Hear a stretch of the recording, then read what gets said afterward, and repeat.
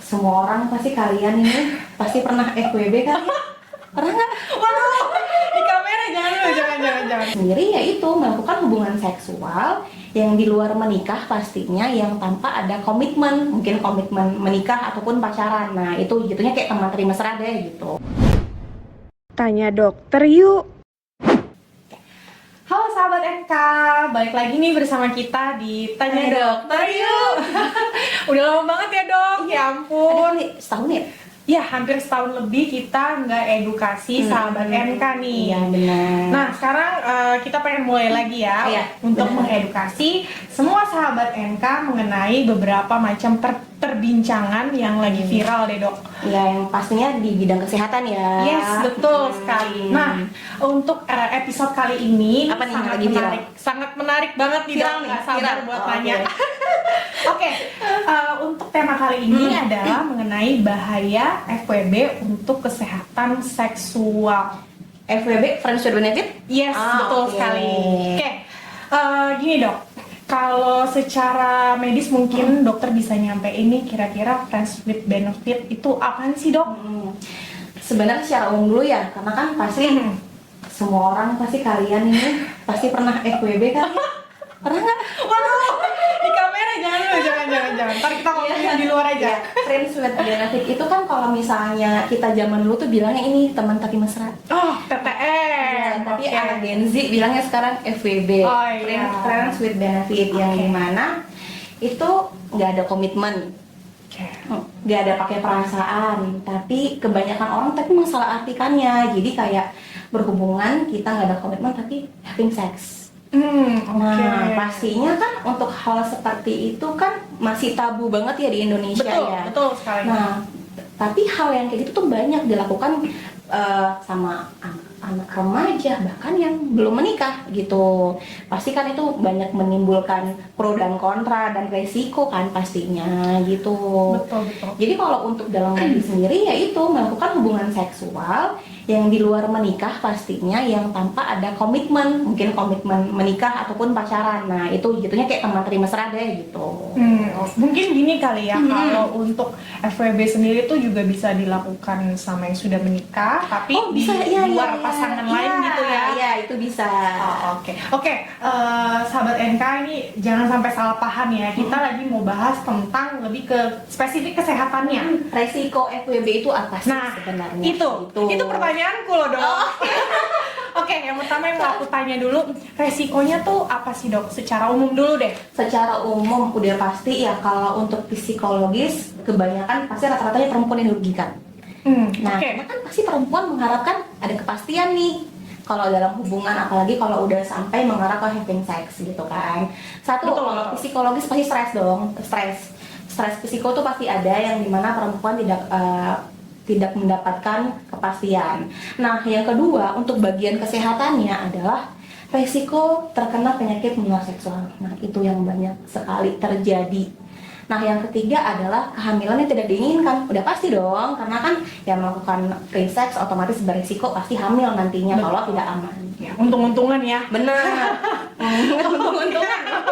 Oke, berarti sebenarnya kalau FWB ini lebih ke masalah kesehatan tuh sangat sensitif ya. Bisa dikatakan kalau memang hal yang tadi dokter sebutin terjadi tuh bisa memperparah keadaan ya. Ya pasti, karena itu nantinya bukan hanya merugikan diri sendiri, tapi orang lain. Kan kita nggak tahu nih pasangan kita tuh hanya satu pasangan atau enggak.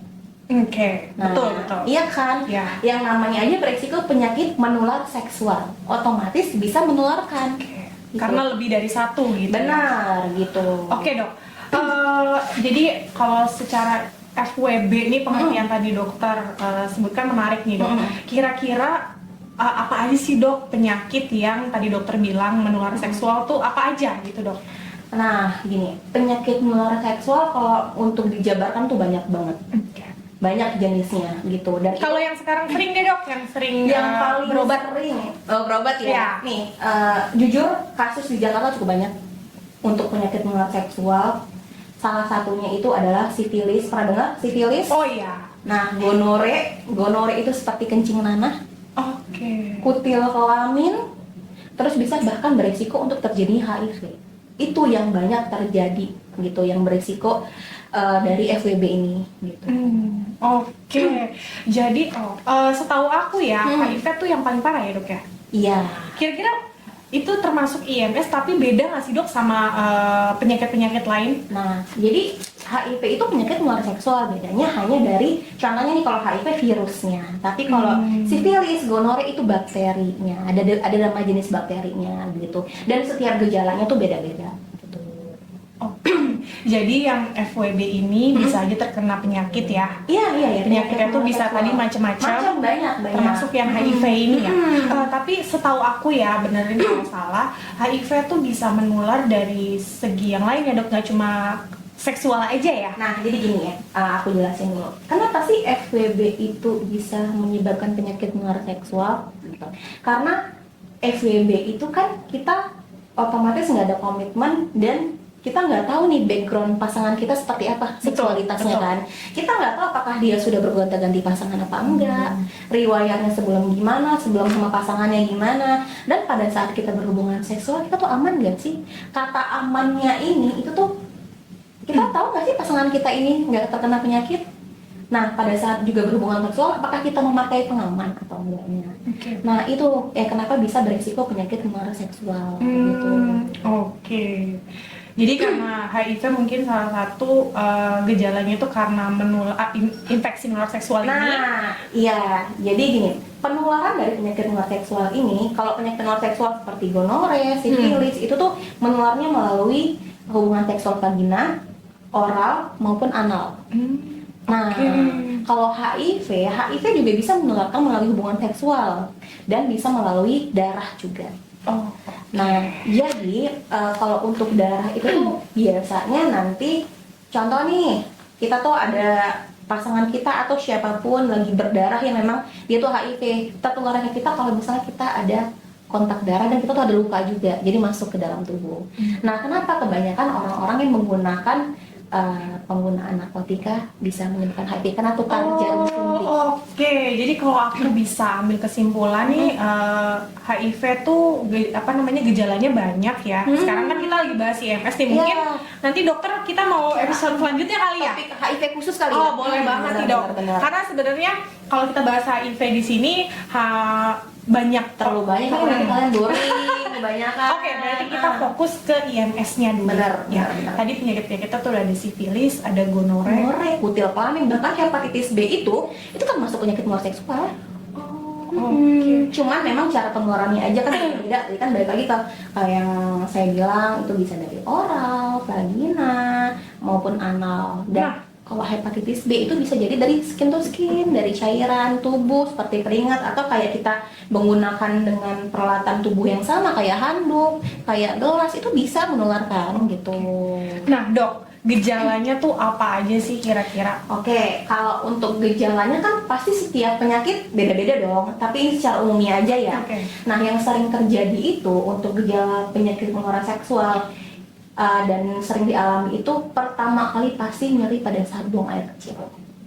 Nah, nyerinya tuh berasa seperti terbakar, bahkan itu sakit. Lalu yang kedua itu keluarnya cairan. Cairannya bukan cairan kencing, tapi beda, mungkin seperti nanah. Bahkan ada yang berdarah. Nah, itu kan biasanya sering terjadi sama laki-laki ya. Dan ketiga itu tuh kalau misalnya sebentar dok, aku potong ya. Terjadi sama laki-laki. Perempuan berarti bukan gejalanya kayak tadi. Nah, perempuan mirip juga nyeri pada saat buang air kecil, tapi itu bukan keluaran cairan tapi keputihan. Kita kan perempuan keputihan ya. Nah, keputihan yang normal itu kan keputihannya tidak berwarna, dia bening, bahkan tidak berbau. Tetapi kalau yang dia terkena penyakit menular seksual ini, dia itu bisa berwarna. Warnanya bisa kuning, bisa coklat, bahkan bercampur dengan darah. Dan dia itu keputihannya itu tuh baunya kayak ikan amis, ikan asin gitu. Kan pernah kan dengar kayak katanya yang keputihan bau terasi. Gitu. Nah, itu jadi salah satu gejala ya? Iya, dan itu tuh biasa akibat adanya bakteri. Gitu. Salah satunya mungkin bisa bakteri penyakit menular seksual. Nah, terus yang tadi mengarah ke kutil kelamin, iya, jadi bisa ada seperti benjolan seperti kutil di alat kelaminnya, dan bahkan juga ada ruam-ruam di bagian Mr. P-nya atau di bagian Miss V-nya kita gitu. Oke, oke dok. Dari yang dokter sebutin tadi, gejala-gejalanya itu kayaknya semuanya itu terjadi di alat kelamin ya? Iya. Ada nggak sih dok yang terjadi misalnya di area tubuh kita yang lain? Oke, tadi kan saya bilang kalau penyakit menular seksual itu bisa melalui anal maupun oral. Oke. Ya, contohnya maaf kata oral seks. Oral seks itu kan menggunakan mulut ya, Oke. bisa penularan jadinya ke mulut. Nah, jadi nanti bisa adanya sariawan atau ruam di mulut-mulut kita atau di bagian anal juga ada gitu. Dan bahkan sifilis sendiri itu, yang sifilis ya, itu tuh bisa menimbulkan ruam-ruam bintik di bagian tangan, kaki, telapak tangan. Nah, Jadi itu bisa di area lain ya? bisa tergantung dari Oke. jenis si bakterinya penyakit menular seksual itu apa. Karena kan beda-beda ya banyak. Oke.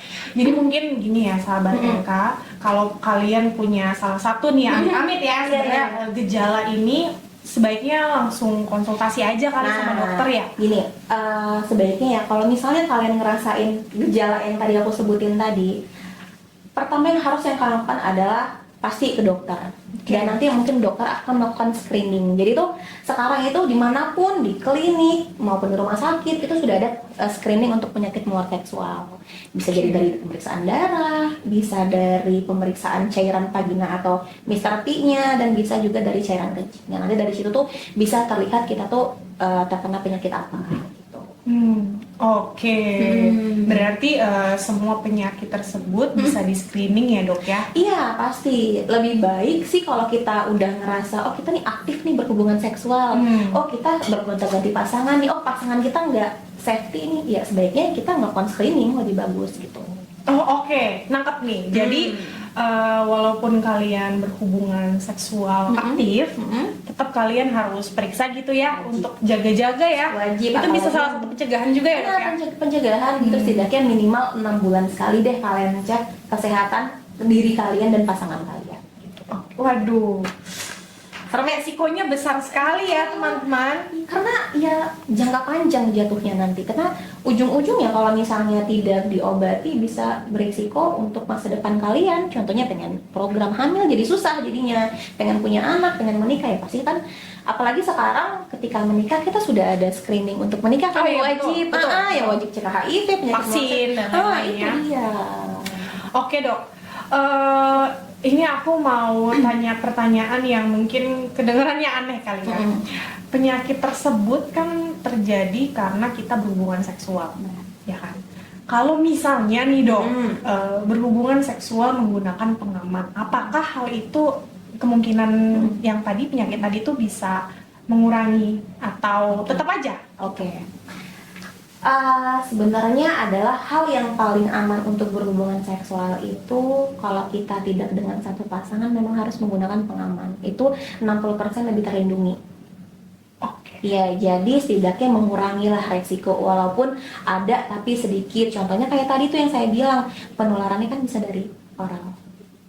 Nah, dari oral gitu atau dari kayak skin to skin. Contoh skin to skinnya kayak mungkin dia ada terkena hepatitis B, itu bisa penularannya lewat cairan keringat. Nah, sebenarnya sih resiko ada, tapi sebaiknya ya harus dipakai, diminimalisir lah resikonya dengan cara menggunakan kondom setiap kita berhubungan seksual maupun dengan pasangan yang bukan muhrimnya gitu. Oke, berarti yang ganti-ganti gitu ya? Bergonta-ganti pasangan, ya tapi setidaknya lebih bagus setia dengan satu pasangan, tidak bergonta-ganti pasangan, dan yang menggunakan pengaman. Itu yang paling aman udah gitu. Iya sih, benar. Karena sebenarnya FWB ini lagi marak banget ya dok. Benar. Karena mungkin ada salah satu perantara kali ya, kita Iya, bisa benar, bilang ya, perantara yang bisa bikin Iya benar, apalagi sekarang sudah ada gampang banget gitu. dating apps. Oh, Ya, dating apps itu ya mungkin bisa kan kebanyakan sekarang semua udah serba mobile, Digital, betul. Ya pasti sekarang ketemunya ujung-ujungnya dari media sosial pasti. Wah, kan? kalau itu lebih menakutkan sekali Iya, ya. benar. Karena kan kalau kita nggak tahu background. Nah, itu dia.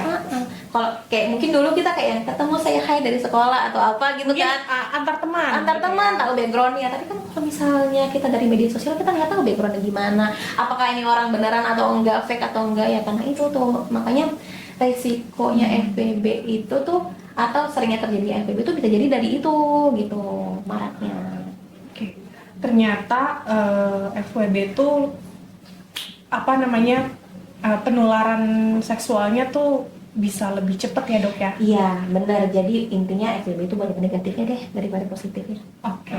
Guys, Jangan coba-coba, jangan coba-coba berganti apalagi pasangan perempuan kali ya. beresiko. Oke, dok. Nih, dia poinnya. Apa? Perempuan lebih beresiko daripada laki-laki. Itu kenapa, dok? Selain kehamilan. Kenapa ya? Karena kan pastinya aku tuh nggak bisa menjudge kalau perempuan lebih beresiko atau enggaknya. Sebenarnya Oke. dua-dua sih sama aja gitu. Karena kan penyakit menular seksual itu bisa ditularkan dari perempuan sama laki. Jadi kita nggak bisa harus gender ini enggak. Sebenarnya dua-dua sama aja gitu. Cuman memang efeknya lebih beratnya itu ke kehamilan sih. Karena kan pasti Menanggung ya. Iya, itu sih kita bilangnya kenapa lebih banyak ini ke perempuan itu kehamilannya sih. Kalau misalnya terjadi kebablasan gitu. Jadi sebenarnya dua-duanya sama aja. Sama aja, sama-sama beresiko. Sama-sama beresiko. Iya, Jadi benar. hindari atau kurangin. Jadi hindari, jangan dikurangin. Iya, berarti kalau bisa dihindari aja ya. Kalau Iya, bisa satu pasangan aja gitu satu ya, pasangan dok. aja gitu. Karena kan kalau FWB kita nggak ada komitmen kan, jadi bisa sama siapa aja. Katanya sih gitu kalau untuk yang menganut FWB. Oh, oke. Hari ini bisa beda, besoknya bisa beda lagi, bahkan satu hari bisa dua gitu ya. Bisa jadi. Oke dok, tadi kita ngomongin soal gejala-gejalanya nih ya. Bisa disimpulin sebenarnya dari beberapa penyakit gejalanya itu kebanyakan di alat kelamin gitu ya. Iya, Yang dokter iya. sampaikan, terus ke oral juga bisa, terus ke beberapa bagian tubuh juga bisa ya. Nah, pencegahannya gimana sih dok? Oke, tadi seperti yang saya bilang, yang pertama pencegahannya adalah jangan bergonta-ganti pasangan, Oke. harus menggunakan pengaman, itu udah pasti ya. Ya, betul. Terus buat kalian yang aktif berhubungan seksual harus rutin cek screening kesehatan untuk penyakit menular seksualnya. Sehat, sakit, MCU aja deh, medical check up aja deh untuk penyakit menular seksual, karena ya setidaknya kita lebih mawas diri deh, lebih aware terhadap tubuh kita. Oh kita nih aktif nih, ya udah setidaknya cek deh kita nih sebenarnya bersih atau enggak sih, aman apa enggak sih gitu. Oke. Lalu yang ketiga adalah vaksinasi. Sekarang kan udah ada tuh untuk vaksin Lengkap banget ya sekarang udah, ya. semua penyakit rata-rata hampir semua udah ada vaksinnya. Nah yang paling penting untuk penyakit menular seksual ini, kalian itu tuh mau perempuan atau laki-laki, vaksin hepatitis B ataupun kanker serviks itu wajib sih. HPV pernah dengar ya? Pernah? HPV ya. Aku udah. Udah 3 dosis. Lah, iya. Sekarang ada yang lengkap juga ya dok Iya, ya? ada yang terbaru lagi yang sampai 9 tipe. Nah itu tuh paling bagus tuh sekarang. Oke. Kalau yang udah vaksin yang dosis pas train itu kalau nggak salah ya, iya. harus vaksin lagi nggak? Sebenarnya Lengkap? sih enggak, karena kan kita udah, tapi kebanyakan kalau emang mau nambah sih boleh aja, nggak ada masalah gitu. Yang penting ada jedanya gitu. Oke. Sahabat NK mungkin penasaran kali ya. Dari tadi kita ngomongin soal menular seksual mulu nih. Kalau misalnya gue nggak ngelakuin hubungan seksual dengan yang lain, gue bisa nggak sih screening kayak gini? Apa nggak perlu? Ya perlu, makanya tadi kan saya bilang kalau misalnya kita ngerasa aktif berhubungan seksual. Kalau nggak aktif, misal gue nggak merasa aktif tapi takut nih tiba-tiba ada gejala ini, kira-kira perlu nggak sih dok? ya nggak apa-apa kalau kalian ngerasa mau aware sama diri kalian, aware nggak apa-apa, cek aja. Karena sebenarnya medical check up itu tuh penting, mau kita sakit nggak sakit gitu. Makanya kenapa setiap perusahaan itu mewajibkan karyawan minimal setahun sekali kan medical check up. Ya tujuannya itu untuk bukan hanya mendeteksi penyakit menular seksual, tapi penyakit yang ada di dalam tubuh kita. Betul.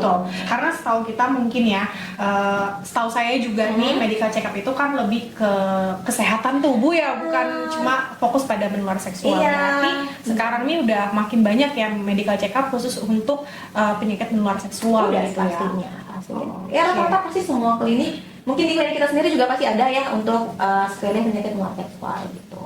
Oke. Nah dok, ini pertanyaannya agak membingungkan ya. Oke. Kalau misalnya kita sudah terkena salah satu penyakit IMS ini, Oke.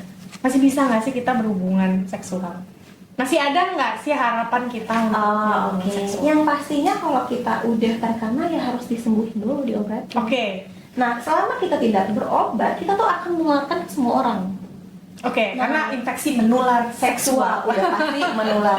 Dan Oke. kalau tidak diobati itu akan terjadinya komplikasi. Komplikasinya itu banyak, mungkin bisa jadi kemandulan. Nah, jadi mungkin nanti spermanya rusak atau gimana gitu. Nah, jadi solusinya adalah ketika kita ngerasa sudah terkena penyakit menular seksual, ke dokter, berobat, benar-benar dinyatakan sembuh, baru bisa aktif lagi berhubungan seksual. Dan itu tuh harus juga jauh lebih aware ya, kalau bisa ya jangan kayak bergonta-ganti pasangan lagi gitu. Oke, berarti tahap terakhir adalah pengobatan sampai dikatakan sembuh. Benar. Misalnya nih dok, kira-kira ada yang tanya, ini saya udah dikatakan sembuh nih, kira-kira bisa nggak sih kena lagi? Bisa dong.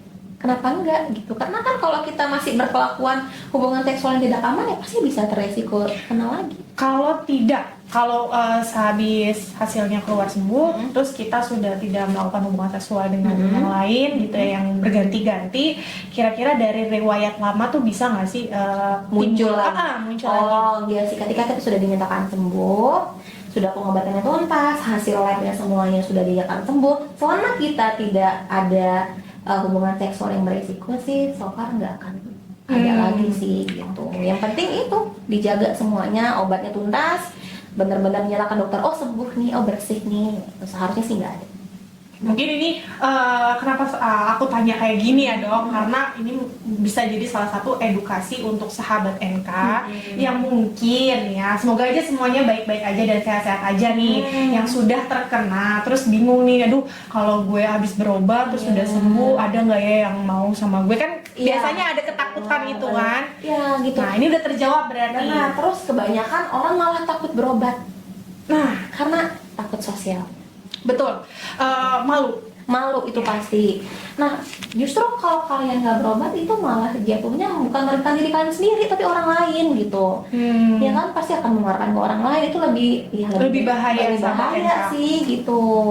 Jadi nggak perlu malu, bahkan karena di setiap klinik, rumah sakit, instansi segala macam itu kita punya hak dan kalian punya hak untuk merahasiakan semua yang misalnya contohnya kayak datanya itu tuh tidak kan semua itu kan bersifat rahasia, nggak mungkin kita mengumbar segala macam, itu nggak mungkin. Oke, edukasi lagi untuk sahabat NK. Poinnya adalah kalian jangan takut untuk melakukan pengobatan. Dimanapun kalian berobat, pasti akan dijaga kerahasiaan. Gitu ya dok ya? Itu hak pasien. Oke, berarti kita harus aware sekarang sama diri sendiri gitu ya.